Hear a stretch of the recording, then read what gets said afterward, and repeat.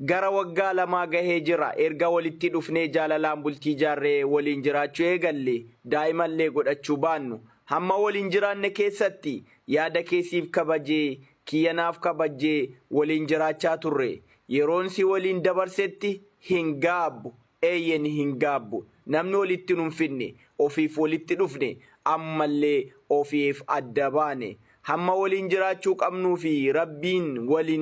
waliin jiraadhaa jedhee waliin jiraannee jirra erga ta'e ammoo amma sa'aa kanarraa kaasee ilaam anaaf haraam hiriyaatiyyaaf halaal haadha manaa osoo hin taane obboleettiidha anis isheenis firiidha leexaadha jechuu koodha anis nama naaf ta'een filadhee waliin jiraachuu danda'a isheenis akkasuma akka shari'aatti wal fuune akkasumatti waliiknes takka mirgas hin dhiibne atis akkasuma ammallee jibbaa diinummaa siif hin qabu sin balaaleffadhu hamtuu sitti yaadu sis ta'ee maatii fi hiriyoottan keetiifis kabajan qaba hin xiqqeessu obbolummaa oromummaa fi islaamummaan nu jidduu jiraata ati ammoo murtee jarjaraan murteessiteef tarii guyyaa tokko itti gaabbuu dandeessa yookaan gaabbuu dhabuus dandeessa jedheen yaada kanaaf ammoo yeroo gaarii waliin dabarsinetti hin gaabbu mataa kiyyaa olittiin carraa gaarii siif hawwa sitti haa tolu anaaf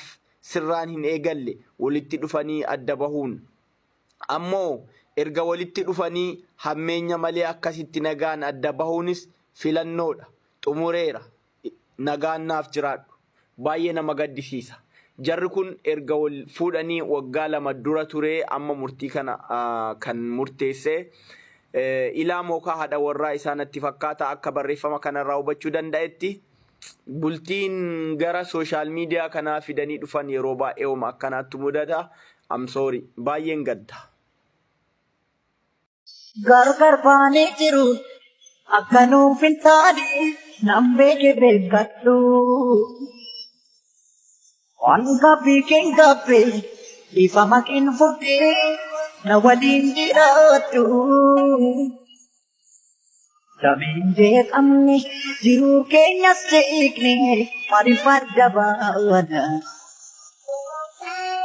anis badeen qabu